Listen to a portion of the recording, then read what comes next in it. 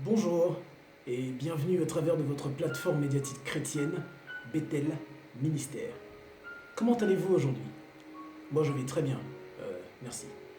Hier nous nous sommes quittés avec le fait d'avoir épinglé 3 personnages bibliques importants qui eux aussi comme nous ont vécu le dualisme. Aujourd'hui j'aimerais dans cette lancée partager davantage de vérités sur la chair et pour ainsi dire clôturer à ce sujet. La chair, cette réalité, cette nature. Seigneur, entre tes mains, j'abandonne ces instants pour ta seule et unique gloire. Amen.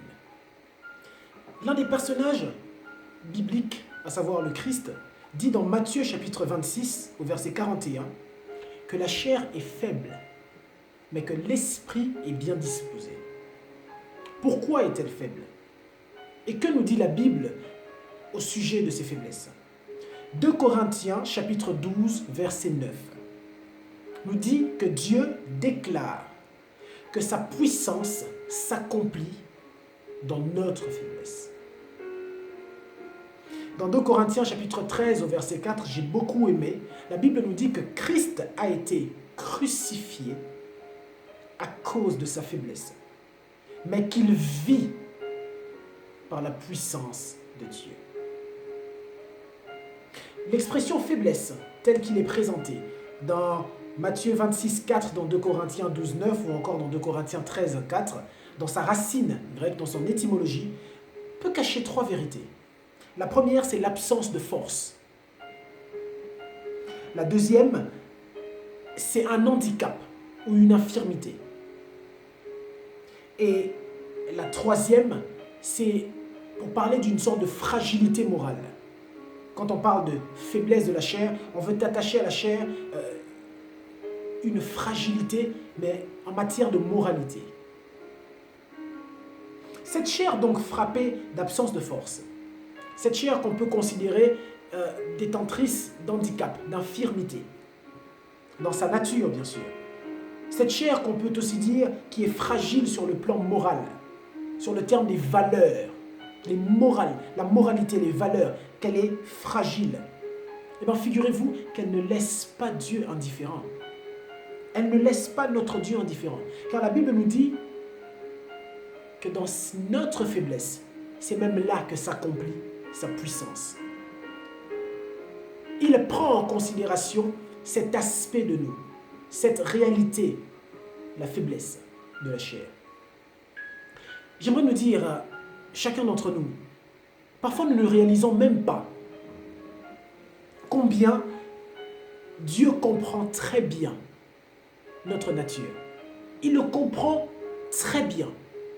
Dieu comprend très bien que que tu sois charnel. Dieu comprend très bien que je sois enclin à la faiblesse, que tu sois enclin à la faiblesse. Et voilà pourquoi, comme alternative, il propose sa puissance pour pallier à ses faiblesses. Parce que Dieu, notre Seigneur, comprend très bien. J'aimerais même aller plus loin pour dire qu'il le comprend mieux que les hommes. Dieu le comprend mieux que ceux qui nous jugent, ceux qui nous accusent, ceux qui nous flagellent, ceux qui nous mortifient. Il le comprend. Il comprend mieux que les regards accusateurs des autres, des tiers. Dieu comprend que tu sois charnel, que je sois charnel. Il sait que notre esprit est bien disposé. Nous sommes pleins de bonne volonté, que nous voulons tendre vers l'esprit. Mais il comprend cela. Mais il n'y a pas que lui. Christ aussi le comprend. Écoutez ce qui est écrit, ou ce que nous dit la Bible dans Hébreux chapitre 4, du verset 15 au verset 16. Il dit, « Nous n'avons pas un grand prêtre, incapable de souffrir avec nous de nos faiblesses. » Pourquoi? Au contraire, notre grand prêtre a été tenté en toutes choses comme nous le sommes, mais sans commettre de péché. Nous l'avons démontré hier. Il a été enclin lui aussi à cette nature qu'est la chair. Christ a été charnel. Il a connu cela dans son être. Il est alors j'insiste, il est très bien placé. Vraiment très bien placé pour compatir, pour souffrir avec nous de notre état, de cette réalité qui fait partie de notre dualité, la chair, nos faiblesses. Voilà pourquoi la Bible nous dit même, approchons-nous donc avec assurance du trône de Dieu, où règne la grâce. Nous y trouverons le pardon et la grâce pour être secourus au bon moment. Approchons-nous. Vous voyez, même Christ nous donne accès à lui. Il dit, venez, je connais votre nature, je connais cette réalité. J'ai vécu le dualisme chrétien. Moi, j'ai été frappé du dualisme christique. Je l'ai vécu dans le temple. J'ai craqué lorsque j'ai vu ces gens faire de la maison de mon père, qui est une maison de prière, un lieu de commerce. J'ai craqué à Gethsemane, dans le jardin, au mont des Oliviers. J'ai failli renoncer à la mission. Je connais le dualisme. Venez, approchez-vous avec assurance du trône de la grâce. Qu'est-ce que c'est beau. Qu'est-ce que c'est beau. Qu'est-ce que c'est beau. Le Seigneur est très, très bien placé. J'aimerais te le dire, il est très, très bien placé pour comprendre ta nature, pour comprendre ton inclinaison vers la chair. Il est tellement, tellement bien placé. Jésus est tellement, tellement bien placé pour comprendre tes faiblesses, les miennes. Voilà pourquoi, comment ne pas l'aimer? Comment ne pas chercher à me découvrir davantage, à comprendre qui il est? Il est tellement bien placé. Tellement. Tellement bien placé. Pourquoi les faiblesses? Saint Paul également, l'un des deuxièmes personnages que nous avons abordé hier, nous révèle quelque chose. Dans Romains chapitre 7, du verset 15 au verset 25. Voici ce que dit la Bible. Romains 7. Je ne sais pas ce que je fais. Je ne fais point ce que je veux. Et je fais ce que je hais. Or, si je fais ce que je ne veux pas, je reconnais par là que la loi est bonne. Et maintenant, ce n'est plus moi qui le fais. C'est le péché qui habite en moi. Ce qui est bon, je le sais, n'habite pas en moi. C'est-à-dire dans ma chair. J'ai la volonté, mais je n'ai pas la capacité ou encore le pouvoir. Je veux, je suis plein de bonne volonté, mais je n'ai pas le pouvoir. Oh my God. Car je ne fais pas le bien que je veux et je fais le mal que je ne veux pas.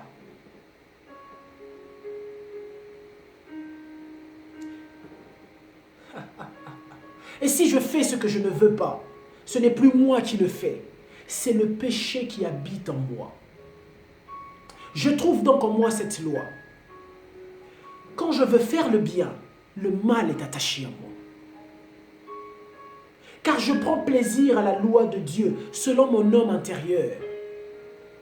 Mais je vois dans mes membres une autre loi qui lutte contre la loi de mon entendement, contre la loi de ma compréhension. J'ai compris comment aimer Dieu par les preuves d'amour, les langages d'amour que Dieu parle. J'ai compris la nécessité de la sanctification. J'ai compris la notion biblique du péché. Mais je suis enclin au dualisme. Voilà ce que dit Saint Paul. Et il pousse un cri de détresse dans Romains 7, 24. Misérable que je suis!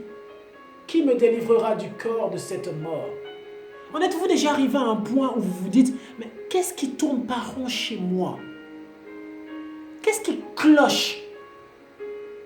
En êtes-vous déjà arrivé à un point où vous avez l'impression que vous êtes un chrétien de seconde zone, de basse classe, que les autres sont mieux? Ah non, non, non, non, non, non, non, mon cher ami.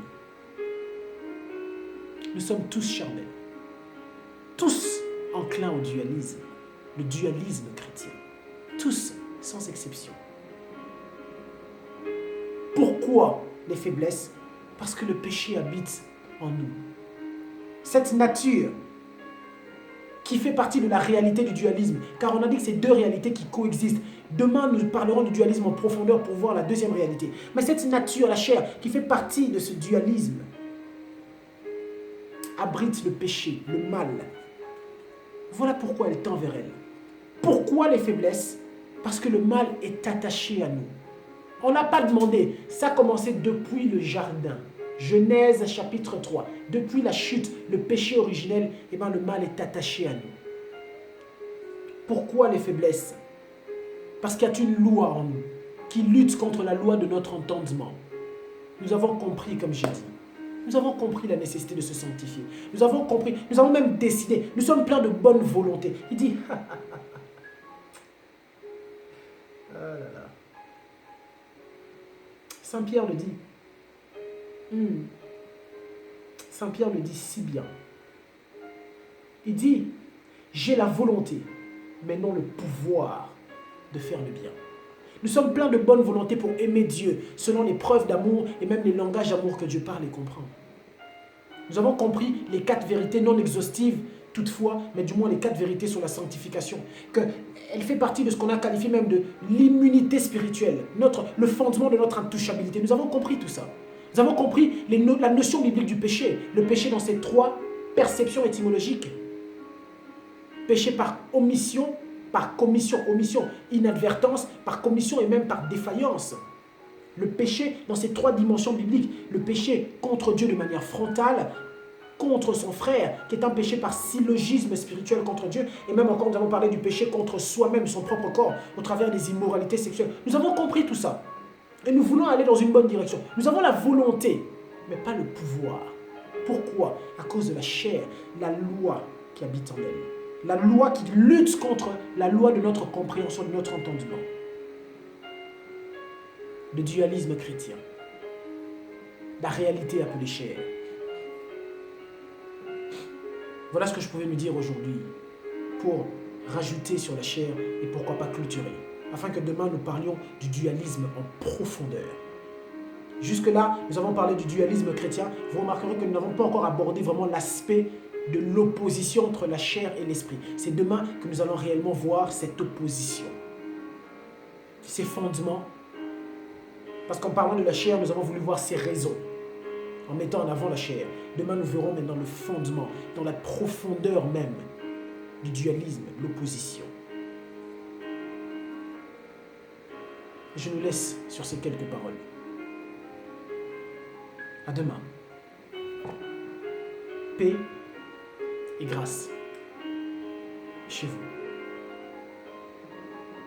Que Dieu bénisse sa parole. Au revoir.